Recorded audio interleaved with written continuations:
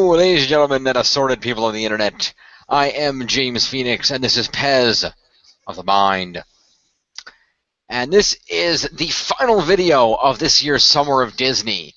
Yeah, I went a couple days into September, but admittedly, better than previous years. Cut me some slack. I'm getting better at this. Today, we're going to do something that, if you've seen our previous videos back on the old Expat channel, you might know that I reviewed a book series called The Kingdom Keepers.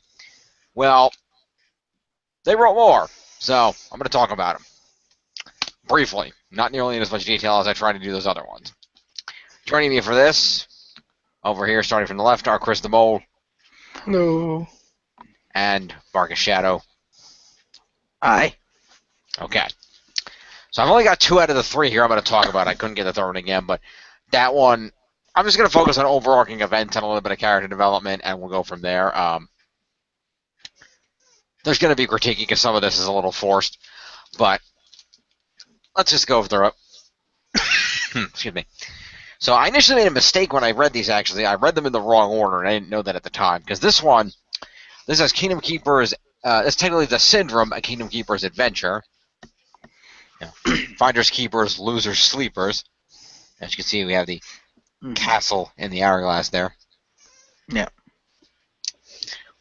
And this actually comes before. There's 2 of these. This is Kingdom Keepers: The Return. This is book 2, as you can see there.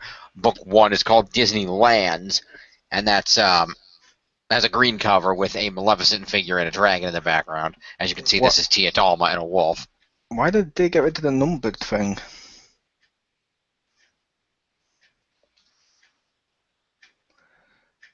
Oh, okay, so it had numbers on. Basically, they did the 7 numbered books, and then this is a sequel trilogy. Yeah, that's why I thought these would be numbered too, because you said you read them out of order and you showed the covers. Like, oh, it didn't have, because the other ones when I saw them in the store had the big number all over the front too. Oh, okay, yeah. No, this edition doesn't have that. But no, these are numbered. But what's not numbered is this one, and that's what threw me off. Because apparently, my understanding, I thought this one came between the first one and this one.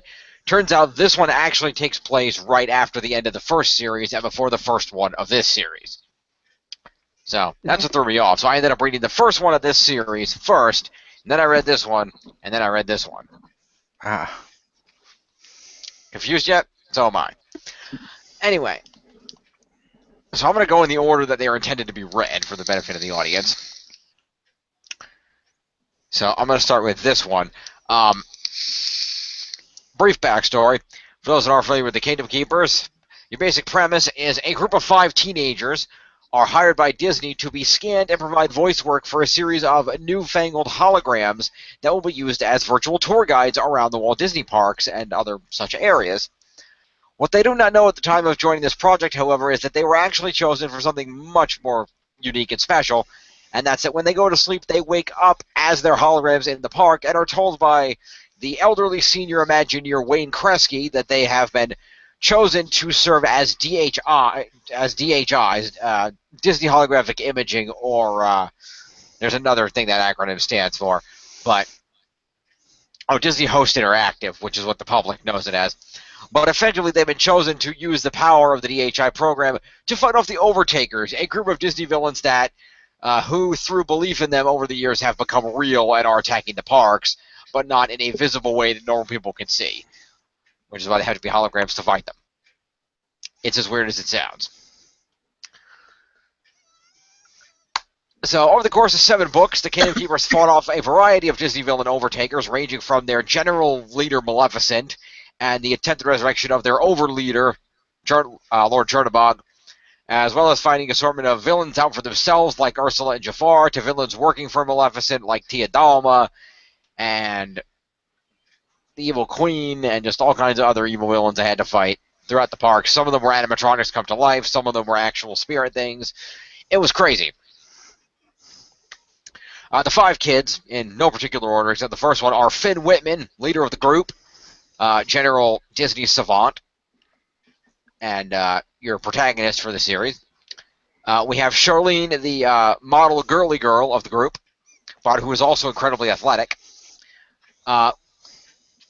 We have Philby, who is the brains of the operation. They call him Professor Philby as a nickname. And we have Willa, who is the more down-to-earth focused girl of the group. Also somewhat athletic, but not as much as Charlene. She's the heart of the group, if you will. And we have Maybeck, who is your athletic guy of the group, and because we're trying to be politically correct here, your black guy. Just saying.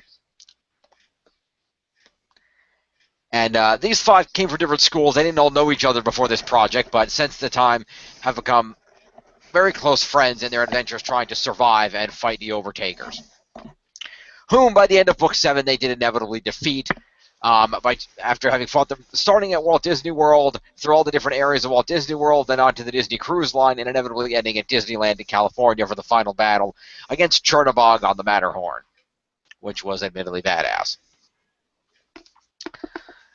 Prior to that, Maleficent was killed in a cave-in in Mexico, one of the stops that the Disney cruise ship made, where they were attempting to awaken Chernobog from his torpor hibernation state. And Maleficent was killed and was thought to be permanently dead, but spoilers, not the case, but we'll get there. So, other characters that are relevant, particularly for this book, which I'm going to start off with, and those are 3 young ladies known as the Fairleys, because they are fairly human.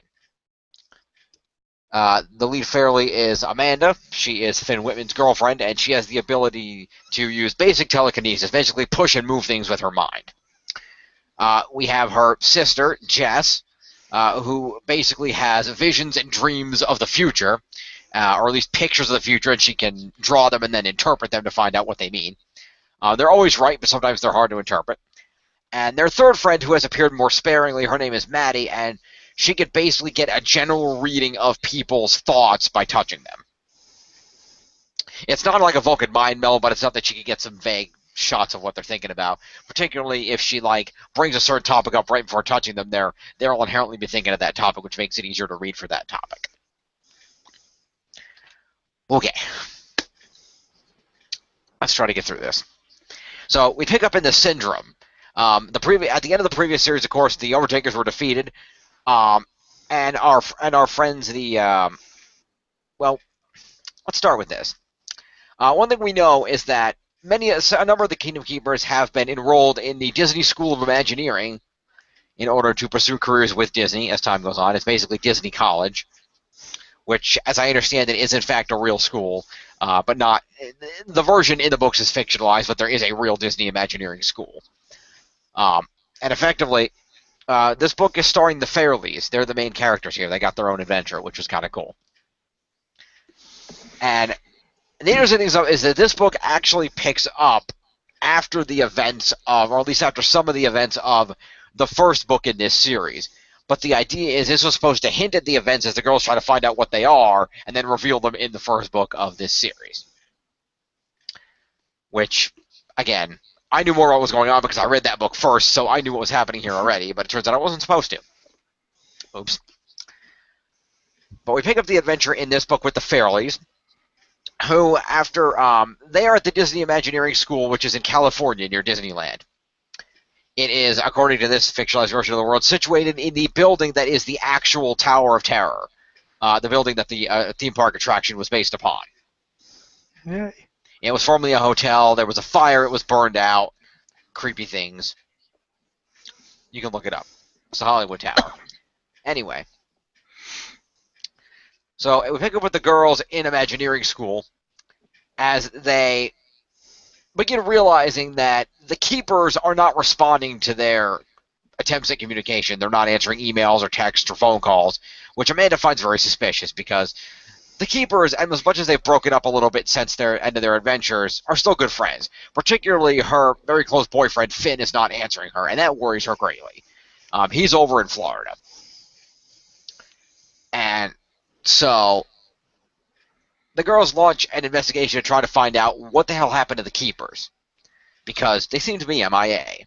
And that is basically the premise of this book, is Amanda and Jess, and inevitably Maddie, whom they recruit again later on. She's appeared a few times in the original series, but not nearly as much. as they go on an adventure attempting to find out what happened to the Kingdom Keepers and why they seem to have disappeared.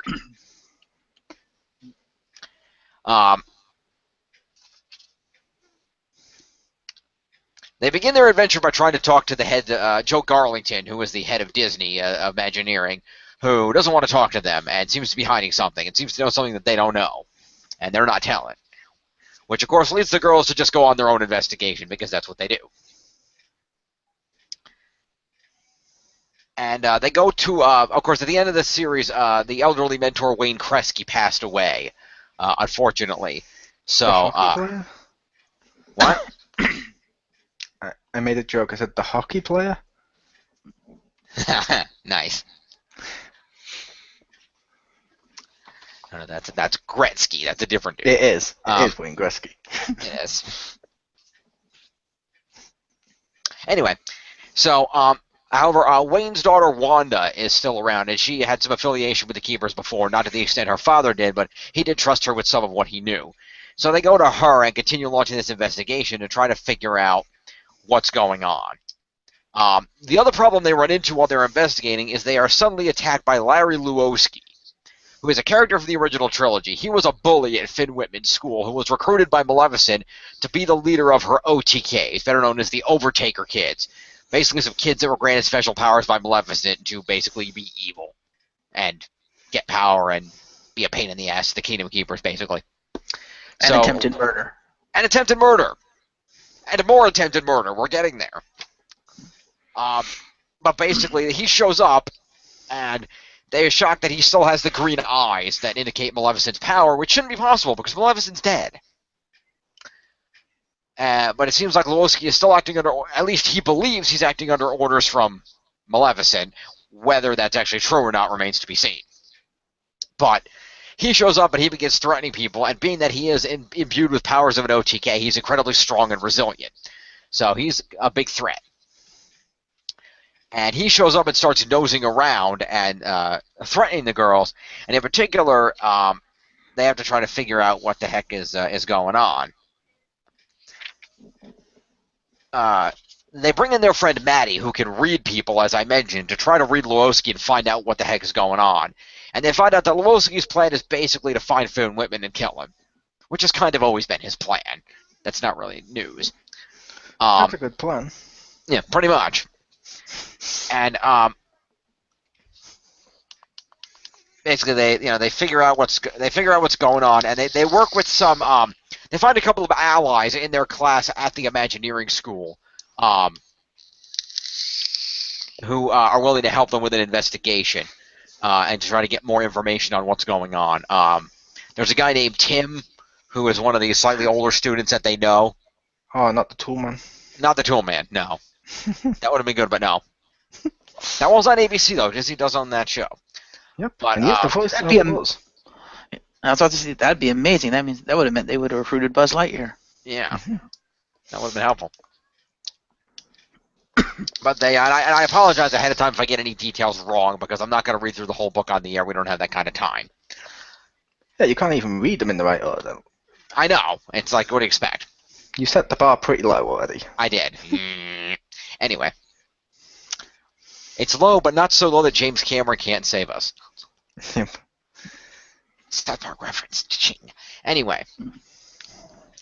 So, Amanda, knowing that she needs to find out what the heck is going on to Finn, she proceeds to hop on a plane and go to Florida. To basically investigate, because Finn, of course, lives in Florida. That's where most of the Keepers are from. But the Imagineering school is in California, and Finn will be coming. What? Is he the boy that was eaten by that alligator? No, that kid was way younger. And I should mention, at this point in the series, the kids have graduated high school, so they're all around 18 years old at this point, 18 to 19. So they're basically adults at this point.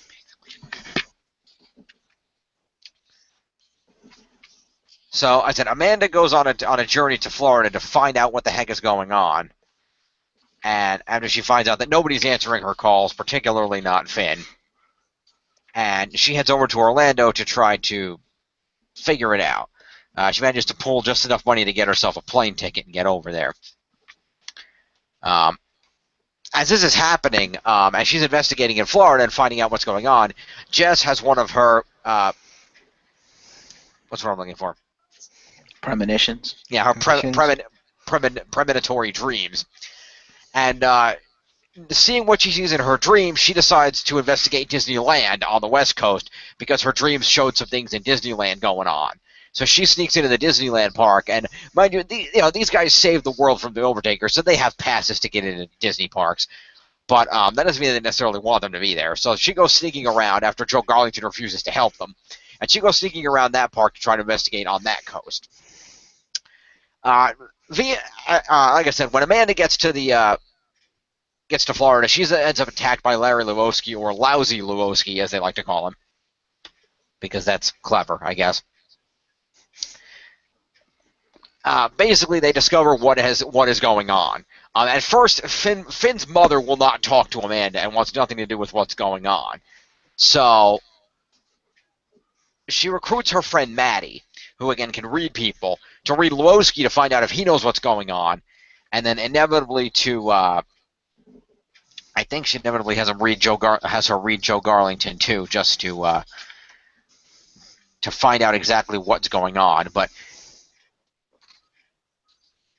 they inevitably figure out, after they figure out that Lewowski plans to kill Finn, they manage to determine what has happened, and that's that. As far as they can tell, Finn and the others are trapped in what is known as Sleeping Beauty syndrome, which is from the original series, and effectively, when the Keepers go to sleep, they become their holographic selves in the park, as was mentioned. But while they are doing that, their bodies are basically asleep, and will remain that way until they are returned to their bodies via the either the little button they have on a key fob, or via the computer hack that Philby has to return them to their bodies.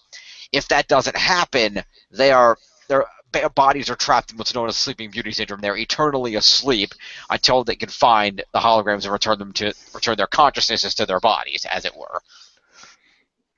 Which is also kind of funny, because instead of working like Sleeping Beauty's curse, where you need a kiss, it works more like trying to return to your corpse in World of Warcraft. Okay, then. I'll go with it.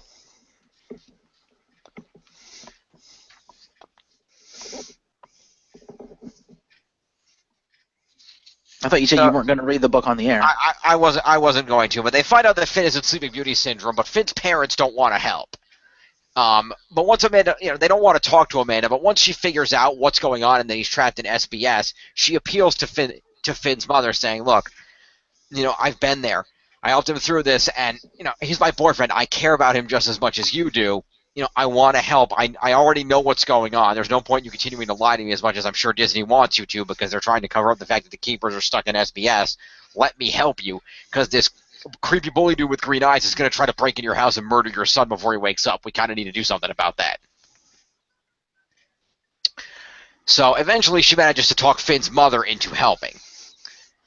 And the first thing they attempt to do is, because they know Lewowski's going to be attacking the house, they basically try to Home Alone the house.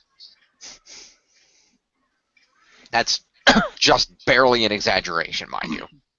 I imagine that doesn't work very well against Maleficent-powered bully.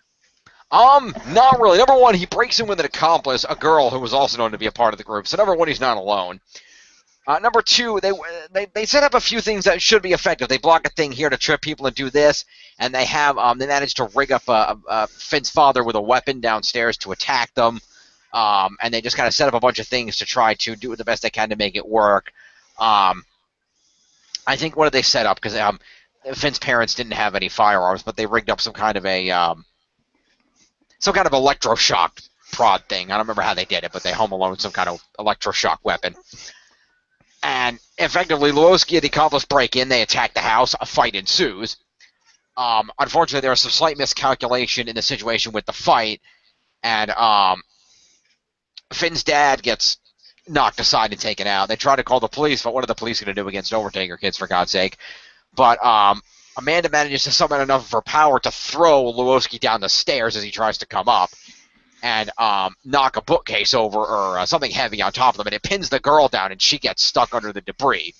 Lewowski gets up and still tries to get upstairs, but she manages to like throw. I think she threw him out the window, which surprisingly he got up from, which just made it even worse. I like how they're surprised by this. I know. They literally set up the old man, or he may not be that old, with a stick to take on superpowered people. Then had stuff for when he failed. What did they think was going to happen when he failed? He's going to get his ass kicked. Well, the plan was supposed to be that he was supposed to hold them off long enough for Finn's mother to call the police when they broke in, and Amanda was just going to act as backup to try to keep them from coming up the stairs. But unfortunately, there was a slight miscalculation, and he went with the weapon too soon, and they got around him, and they knocked him over. Or I knocked him out, or whatever they did to him. They got around him. They're not Boba Fett. They're actually going to show up looking cool to be defeated by a guy with a stick. Yeah, well. At any rate, Lewowski gets thrown out the window, and they manage to get him to retreat, at least temporarily.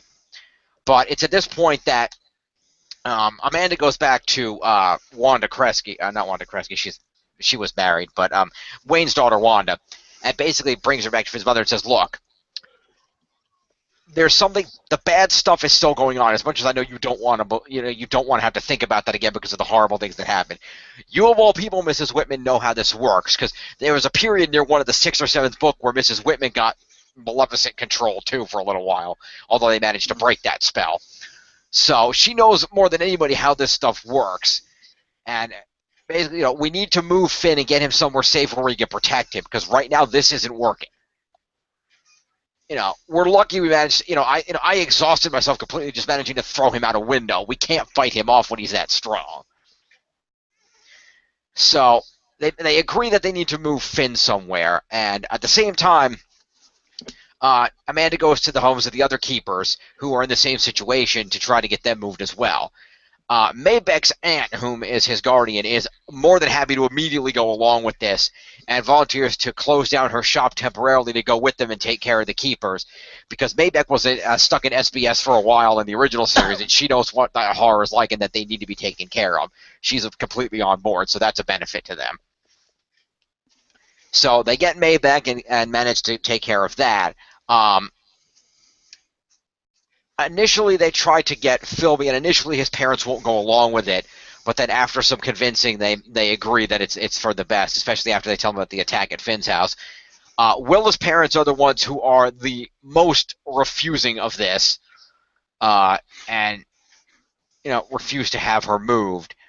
And so that becomes a problem at first because they can't get Willa out. But it does give them an opportunity. They end up... when Lewowski goes to attack the next night, he realizes that Finn's gone from his house, and he goes to the others one at a time until he realizes that they're gone. And they know with Willa still in her house, that's going to be the one he tries to attack because she's still there. So they end up having another brief scuffle fight at Willa's house, and after that craziness goes down, they manage to get Willa out of there as well. So they managed to get all of the keepers out of there into a safe location that Wayne had that Wanda knew about that they could hide them. The one that they have a problem with is Charlene, because Charlene is in California. Charlene, being the young, attractive, semi-talented female of the group, was, as of the end of their adventures as keepers, given a show on the Disney Channel. Because sure she was. And so she's in California. But Amanda manages to get a hold of Charlene's roommate in California, and basically, using a coded text message that refers to sleep, basically says, I know what has happened to Charlene over there. And she's like, would you know that? And she says, don't worry, I know. Charlene's roommate is another famous person, but she contacts her through her website or something. And says, don't worry, I know what's going on. Just make sure you get Charlene to a safe place where she's away, and make sure you, they figure out that, because, it's been days that the keepers have been like this, and, the human body doesn't like to go that long without food and water. So they managed to at least get them to drink. They managed to at least get them in their sleep to drink some water and Gatorade to at least keep them hydrated for the time being. So at least they don't, die of thirst. And they managed to get Charlene to a safe place as well. Meanwhile, over on the West Coast, as that's happening with Charlene, Jess is investigating in Disneyland. But as she's investigating in Disneyland, she's attacked by Shere Khan,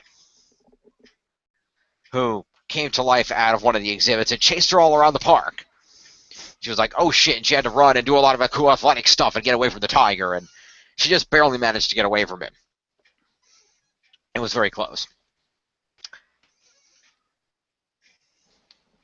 So she manages to get away from Shere Khan and investigates her dream and figures out what area of the park it's relevant to. But there are some details that don't match up with what she saw.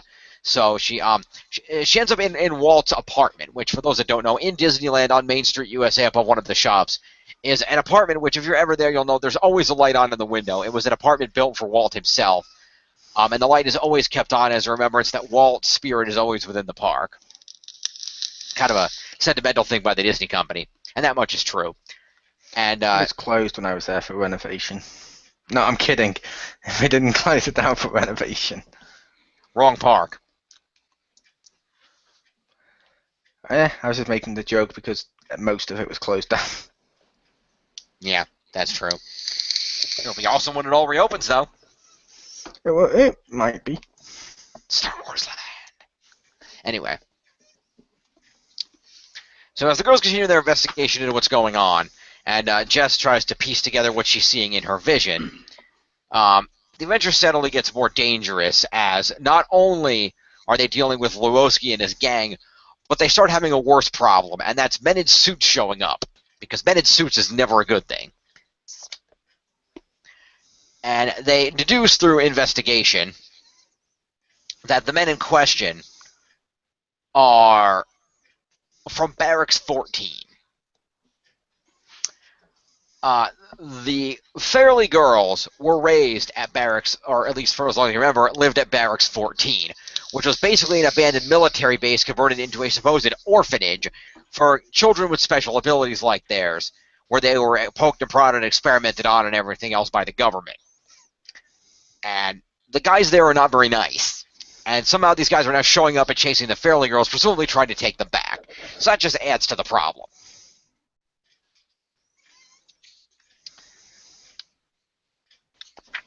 And they have concerns because they don't know if the head of the Imagineers, Joe Garlington, is working with them or not.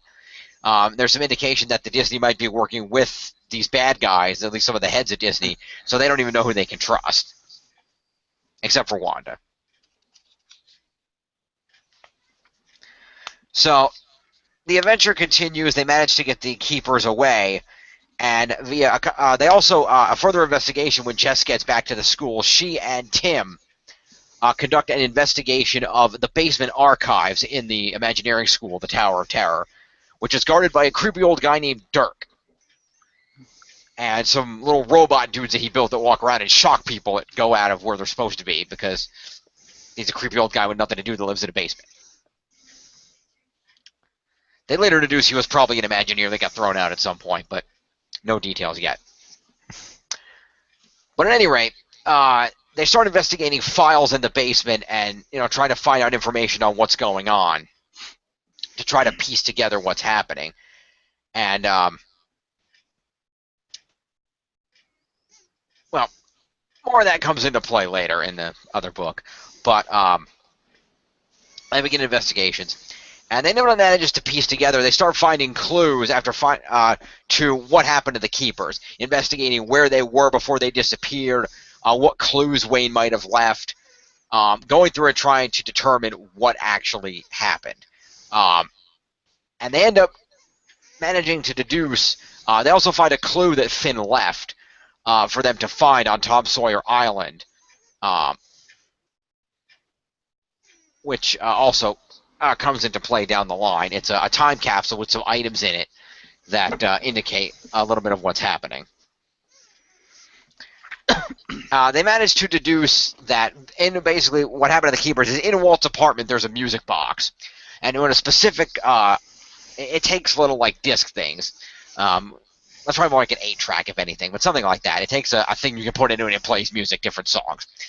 And when they realized that one of them must have had a message from Wayne on it, and as they combine their information, they end up trusting Joe Garlington again, thinking, well, we don't have a choice right now because he catches them in the act and flies Jess out to Florida so they could solve this whole mystery when they realize the girls are onto the SBS problem. And they deduce that playing the music box activates the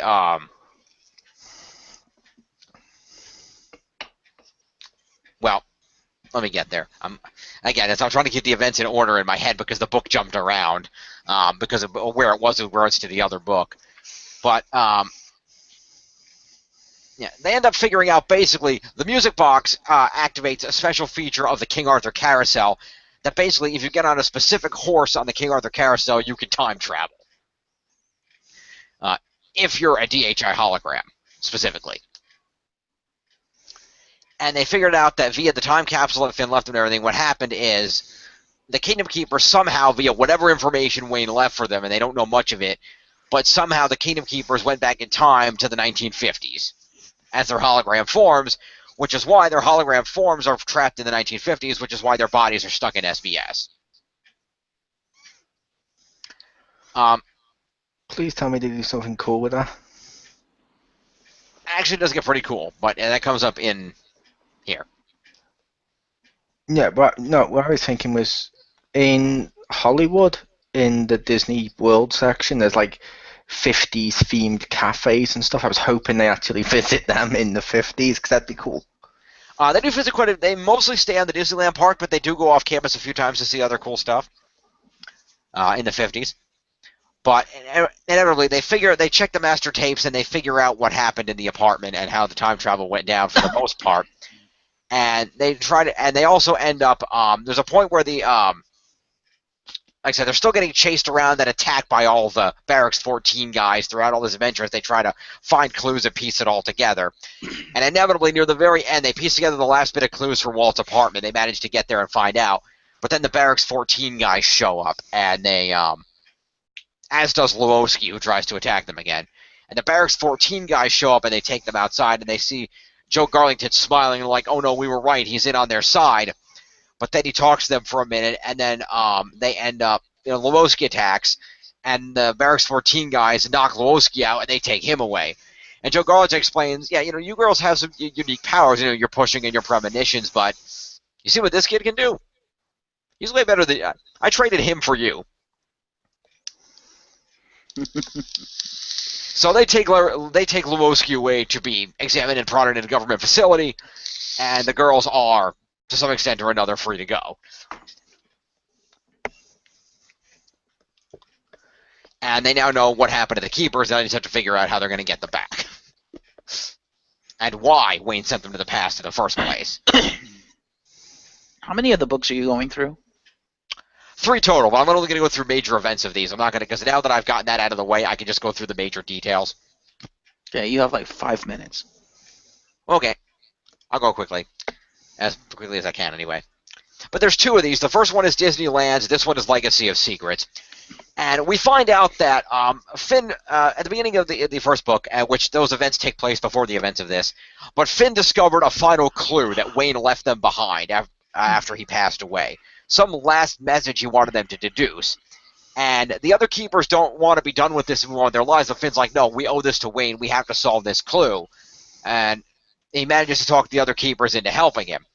And they investigate the clue, and they find out that the carousel lets you time travel if you play the right music box in Walt's apartment.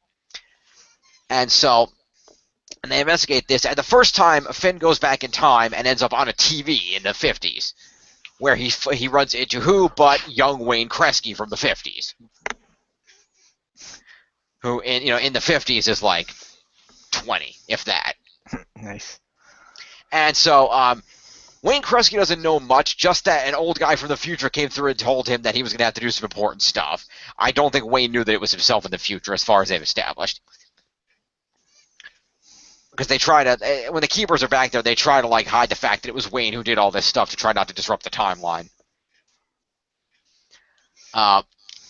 So anyway, Finn goes back the first time, runs into Wayne, and they manage to transmit him some plans to build a projector of some kind so they can exist in the past. Finn lost his memories the first time he went back, but they managed to, with the notes that they give past Wayne, build enough of a transmitter that the Keepers can go back in time and exist in the past. However, because of the limits of the technology of the 50s, they exist as two-dimensional cutouts, which is interesting. So basically, they look like people when you see them this way. When they go like this, they turn into a thin blue line. Which is a great excuse to, again, make sure that we're referencing and keeping up with the Disney times. So it's a great excuse in this book to make a reference to how that compares to that scene in Inside Out where they were in Riley's imagination. Nice. So they end up in the past where they meet with young Wayne, and they figure out that what the old Wayne must have sent them back to do is find Walt's pen. Remember, in the very first book of the series, when Maleficent first attacked, they were tasked with stopping the Overtakers. The key to defeating them was finding Walt Disney's original pen, which had magic properties. And they managed to track it down, and it weakened Maleficent, and they were able to use it as a weapon against the Overtakers. It was key to their first adventure. But they found the pen in a cup on Walt's desk in the One Man's Dream, which Chriz the Mole actually went to while he was there at the Disney World Park. And they realize they have to find the pen and make sure that they put the pen on the desk so it's there for them to find in the future during their first adventure. So they proceed with this adventure, trying to track down the pen, which they inevitably succeed in doing after a while. Although they do also realize that because of limits of 50s technology, they are trapped in the 50s, unless somebody in the future can figure out how to get them back. And over the course of time, as they see the opening day of Disneyland Park, they see all these events of the original attractions. They see Walt Disney and his wife Lillian, all this cool stuff of the 50s Disney, which is awesome. As the adventure goes on, there's a parallel set of adventures going on between the two books. In the past, the Keepers are trying to get the pen back, and in the future, the Fairleys are trying to, along with some of their allies in the Imagineering School, are trying to piece together what happened in the 50s that would have made them go back there, and how to get them back from the 50s. And there's the really great building of the Finn and Amanda relationship, and how much they really do love each other, and how that love transcends time and Disney romantic status quo, which is really kind of well done. And they really do a good job of, between these two, building the characters of the Fairleys to be up to equal heroes with the main Keepers, because the Fairleys didn't join the series until about halfway through, so they really make up for that with these books, which is great.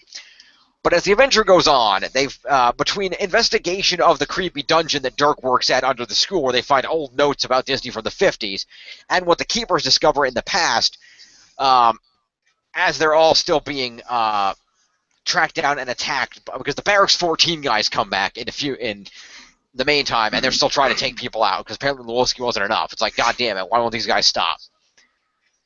So they inevitably piece the whole thing together. The Keepers in the past, the Fairleys in the present, as they're also dealing with attacks of this and that, Barracks 14 guys, investigations, Disney again not being cooperative. Seems to be a running trait. And they put together the whole thing. And what they put together is that there is a force worse than the Overtakers. It's called the Legacy of Secrets. And at the end of the first book, they managed to track down information about finding the pen and learning what they need to do in the past. And the Fairleys, know that they went to the past, so they got that much done. When this picks up, we find the Keepers in the past, following the clues that Walt Disney himself has set in the event that something were to happen to him, so either his wife Lillian or his brother Roy could locate the magic pen. Which they hint he probably got the magic from some gypsies when he was serving in World War II. Ah, yes, those World War II gypsies. Well, he served in World War II over in the Eastern European area, somewhere where there were gypsies. Apparently, he was. Truth be told, Walt Disney was actually a field medic in World War II, and so they deduced that he ran into some gypsies, and they enchanted some stuff for him because they saw what he could become and what he could do with his mighty imagination. And so they deduced that the head bad guy behind everything is a guy named Amory Hollingsworth, who, as they explain, and as far as I've been able to research, this guy is fictitious for the purpose of the story. But Amory Hollingsworth once worked for the Disney Company, specifically laying claim to creating the character of Maleficent as Disney knows her. And as it's explained, he basically wanted to make the Disney stories darker and more gritty and gruesome. And Disney didn't want that, so Disney fired him. And Hollingsworth took this incredibly personally and launched a vendetta against Walt Disney and his company, stealing animation cells, specifically of villains, trying to sabotage Disneyland, basically just being a pain in the ass. But most importantly, Amory Hollingsworth's main goal was to steal Walt's magic pen so that he could use it to bring the villains to life. And in the future, they find a lot of notes about this and how this went down in the past. And the girls also find some more clues from Wayne. They had a friend, the Keepers had a friend named Dillard, who was Finn's friend before the Kingdom Keepers thing came along. And he got involved in the adventure in the original one, and he ended up getting killed by Maleficent, one of the only 2 casualties. But they made a DHI of him before he was gone, and his DHI appears with a message from Wayne to the girls, explaining, basically sending them on a hunt for information on the past, some of which they already knew because of a guy that they met at the Imagineering School who was this big Disney conspiracy aficionado who knew all this. And they end up going to the Los Angeles Public Library and finding clues to the library, which, double thumbs up. And they put the piece holding together. Basically, Amory Hollingsworth was evil. He wanted to stop Disney. He was this dark dude, and he wanted to steal the magic pen to do so. He was going to create actual Disney villains, and then he was going to turn them against each other. Specifically by turning Maleficent against Ursula, apparently, and then using the dissent among the villains to get some of the villains to break away from Disney and turn against the company so he could use them as an army to conquer Disney and take over the park or something. It's a little vague, but basically he's evil. And he has some, but he's just an ordinary dude who just happens to be evil. And he's got some evil minions that follow him around like evil Secret Service guys. And in the future, they deduce all the information about all of this and whatnot, and all the Hollingsworth stuff, and figure out that's what's going on. And they also figure out more clues about that the Keepers are in fact alive in the past. Their holograms didn't disintegrate and kill them in the past, which they thought was a possibility. But no, the Keepers are alive. And Hollingsworth, effectively, what they end up doing is they end up finding Walt's magic pen by following the clues. Hollingsworth and his goons show up after having already tried to crash one of the opening parties. And there's kind of a fight over the pen, but then Walt Disney and Park Guard show up, and they even set up this scene of, Walt Disney's being, the rising sun is behind him, so he's basked in light, like it's just this amazing, Walt Disney's the ultimate good. And he basically takes the pen back, and they throw Hollingsworth out of the park, but he swears revenge that he'll do whatever he has to destroy Disney. But they find the pen and they save it, and they explain they need the pen and the magic ink for it to work. And Walt explains that he talked to that young boy Wayne, who he thinks he's going to be something someday. And he understands enough to know that you're from the future. I don't need to know the details, but you're from the future. And if whatever you're doing is stopping that jackass, I'm on your side. So he lets them put some magic ink in the pen and put it where it needs to be, and they hide the rest. And they realize, hey, we found the pen. We succeeded. But then it's only then that they have to get a message from the future to the past, tell them it's not just about the pen. Hollingsworth himself is evil, and the problem, he's going to create the Overtakers. His plan for the villains ended up being the Overtakers that caused all the problems. And meanwhile, in the present, Tia Dalma uses voodoo magic to resurrect Maleficent, except she's some hideous, like, the body didn't come out right, so she's some hideous, deformed Maleficent, but with her power. And the Overtakers attack the Keepers as they're the Overtakers attack the girls in the present as they're going to get the Keepers back or trying to get a message to them. And Amanda ends up throwing herself on the carousel and going to the past. And she gets there and explains to them what's going on, that they have to stop Amory because that would stop the Overtakers and prevent everything. And in the present, Jess says, we don't know if Amanda's going to have her memories when she gets to the past, because when Finn went back the first time, he had no memory. I've got to go back with all the information in note form to make sure they know the truth and stop Amory Hollingsworth. And that's where this book leaves off. And the Keepers are left with the ultimate decision of, do we stop Amory Hollingsworth and prevent the Overtakers from existing? Because if we do, none of us are ever going to meet and become friends, and we're never going to have this amazing adventure. But the Overtakers won't exist, and my friend Dillard and the other guy that died will be alive.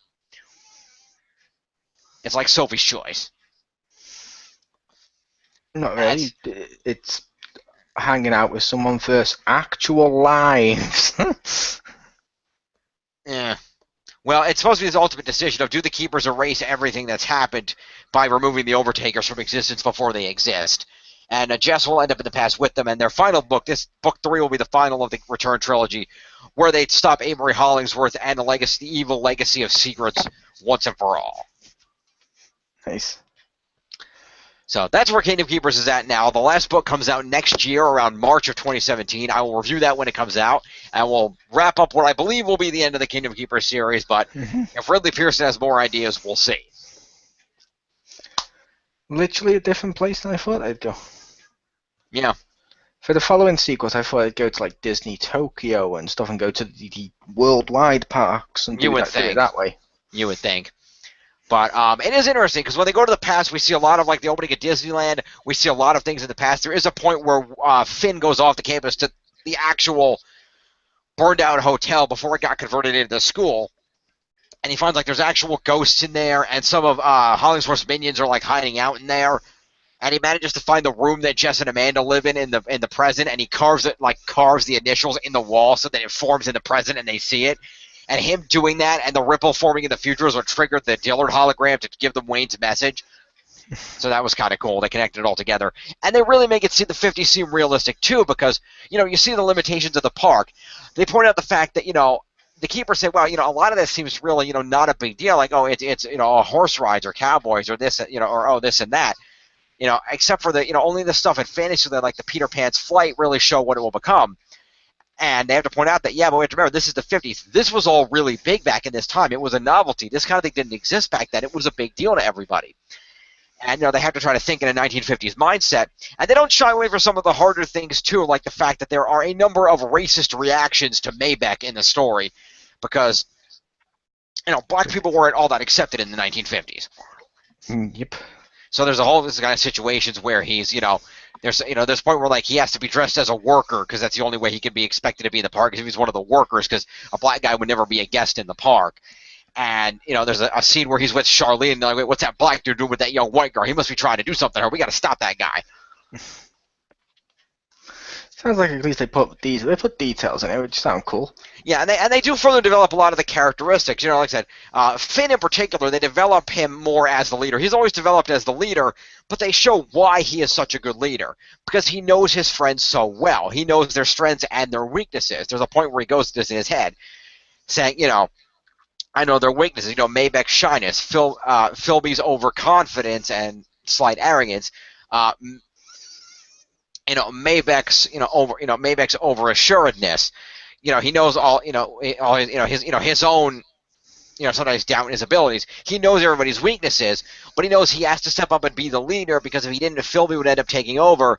And as good as a friend as Philby is, I said Philby has that bad habit of getting into his own arrogance, and that would be a detriment to the group. So Finn knows his friends and why he needs to be the leader and why Wayne chose him. And we see a lot of mature development in that understanding of his own weaknesses and why he has to overcome them to be the leader, because he needs to be strong for everybody else. And that's pretty cool. Plus development of a lot of the others, too. Philby and Willa's relationship keeps moving along. Maybeck and Charlene having a situation with Charlene having trouble getting through to Maybeck about, she wants to be serious, but he's not sure, and developing a lot of that as well. Plus, again, the strong development of that Disney-esque relationship of Amanda and Finn separated by 50 years of time, still determined to be together. Amanda hell-bent to find Finn and bring him back. The love they share, everything else. And it's really pretty cool. And also we see the development of young Wayne, how he, what he was in the past and how he became the Disney legend that he was in the present, and seeing more of that as well. So that's a lot of fun, too. Plus, one thing I did like, they went back, and when the Overtakers started attacking again, in addition to Shere Khan, they had some of the ones attacking being the Big Bad Wolf and the Three Little Pigs, some of Disney's earliest creations, and that was pretty cool. Nice. So props on that. But at any rate, this has been a look at the Kingdom Keepers novels. I'll do the third one next year when it comes out. This has also been the Summer of Disney. Thank you again for joining me for it, everybody. Next year, maybe we'll do the Summer of Disney again. Maybe there'll be something new. Maybe we'll mix it up. We'll see what happens. But until then, thank you, too, for joining me. I am James Phoenix. And remember, there's magic everywhere, if you believe.